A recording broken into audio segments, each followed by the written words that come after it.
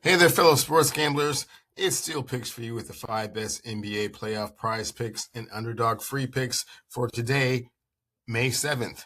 Before we get into today's picks, let's take a quick peek at what happened to us yesterday. Karl Anthony Towns was 6 for 8 from the field to go under the 12.5 field goal attempts we said he'd go under. BJ Abcombe had 4 2-pointers to go over the 2.5 2-pointers we said he'd go over.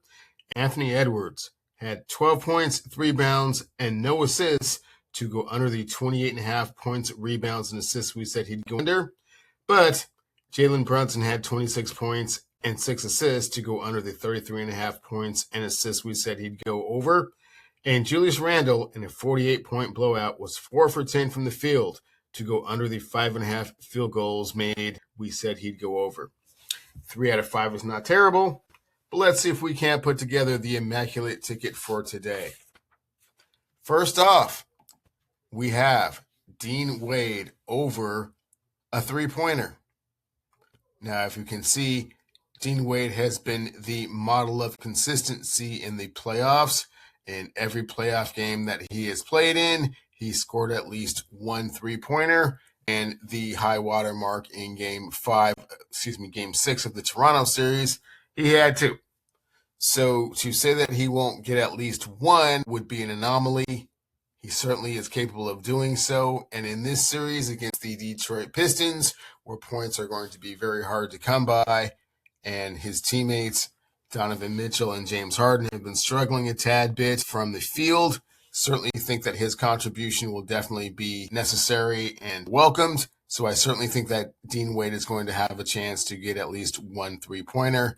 As we can see with regards to minutes played in game 1 of the Detroit series, he played almost 28 minutes and has been averaging about 24 minutes a game with regards to 3-pointers attempted and made. As you can see, he's been pretty consistent with that. He's been getting at least 2 to 3 3-point attempts a game. The high water marks being games 4 and 5 against the Toronto Raptors, and he had at least 2 against the Detroit Pistons, making 1 of those. So certainly think that he will make at least 1 of them, and our stats analytics back us up with this, as he's been pretty consistent making at least 1 of those. Certainly think that Dean Wade can get a 3-pointer. Next up, we have Rui Hachimura over 1.5 3-pointers against the Oklahoma City Thunders. As you can see, he's been pretty consistent as well within the playoffs. Only the one game 4 against the Houston Rockets, where he only had 1. Every other game, he's had at least 2. And most of the games, he's had at least 3 or 4. 5 in game 6 against Houston Rockets being the high water mark for the playoffs so far. And 3 in his last game against the Oklahoma City Thunder. I certainly think his contributions are going to be necessary for the Los Angeles Lakers to try to get a split before they go back to the crypto arena to try and see what they can do. Probably will go down 0-2, but his contributions will be very helpful with regards to trying to not make that happen. As you can see, as far as 3-point allowed, the Oklahoma City Thunder, although they are a very good defensive team, 28th in the league when it comes to that category. Rui Hachimura has been doing sensational so far. Certainly think that trend will continue. With regards to minutes, he's been playing some pretty consistent minutes, about 36 minutes a game.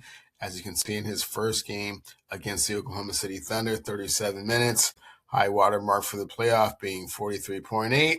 With regards to 3 points attempted, he's certainly not been shy from behind the arc. As you can see in the playoffs, averaging almost 5 attempts a game and shooting about 50%. As you can see, the only game, actually has been no games in the playoffs, 50, 50, 57, 50, 67, 71, and 50. Not a single game that he has shot under 50% from behind arc. With LeBron going to the hole, some opportunities for Rui Hachimura to have wide open threes. I think he can make at least 2 of them. I like Rui Hachimura over 1.5 3-pointers. Next up, we have James Harden over 3.5 first-quarter points. Again, the model of consistency through the playoffs. The only anomaly was the 2-point effort in Game 1 against the Detroit Pistons.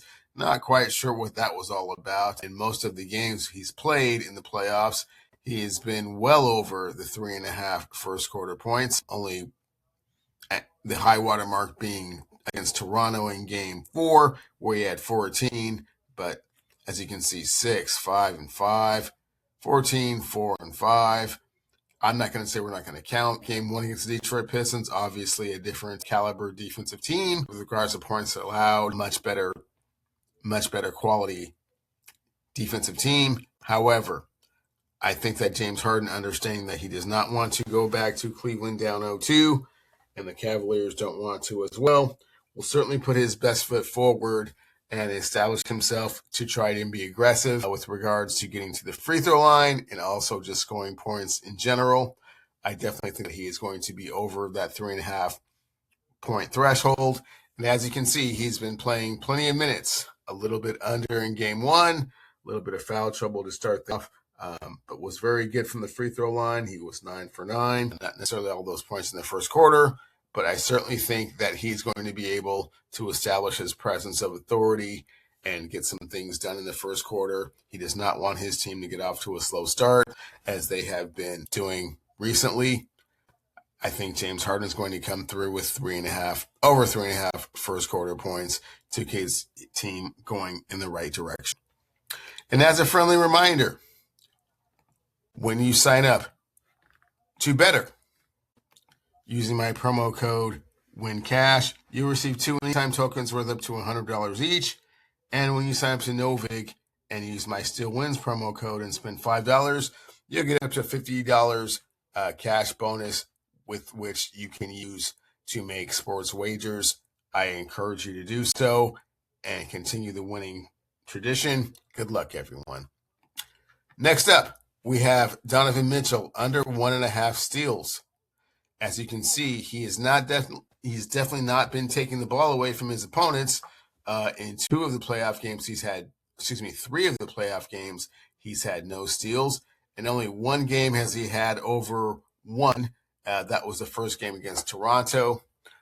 Detroit certainly does a much better job of taking care of the basketball. And in addition, his role primarily is going to be trying to score because they're going to be behind for most of the game. Very good guards in Asur Thompson and Cade Cunningham trying to take things out of his hands and certainly not turning the ball over at a very high rank. So don't think that Donovan Mitchell is going to be able to come up with more than 1 steal and certainly not 2. So definitely like the opportunity to do that with regards to this game. As you can see, he's playing plenty of minutes, but not in a lot of foul trouble, but has not really been a steal magnet so far in the playoffs. And I think that trend will continue. I think that Donovan Mitchell is going to be under 1.5 steals. And last but not least, Chet Holmgren, over 1.5 3-pointers against the Los Angeles Lakers. Again, pretty much a model of consistency. The only 2 games that he has not been able to do so was Game 3 against Phoenix. And sorry, that was not in the playoffs. So Game 3 against Phoenix was the 1 game that he hasn't been doing that in the playoffs. Every other game in the playoffs, he's had at least 2 3-pointers, the high water mark being 3 from the last game. Chet Holmgren certainly had his way in every way, shape, form, or fashion, completely dominating on the boards and also an assist, and also just getting wide open looks from behind the arc. As you can see, with regards to 3 points attempted, he's been stellar. 6 attempts in Game 1 against Phoenix, 6 attempts in Game 2 against Phoenix, only 1 in 3, 5 in Game 4, 2 against the Lakers, but he made both of them. So certainly think that he's going to get some more looks. Don't like the front court with regards to Jackson Hayes and DeAndre Ayton. They're not centers that can come out and guard him from that range. So certainly think that he's going to have his opportunities. The Oklahoma City Thunder won the game, but I don't think that they won in the fashion that they would have liked. I think they would have preferred a much more dominant performance and certainly want to go back to the crypto arena up 2-0 and not have to have any worries with regards to having to come back and play a really tough series.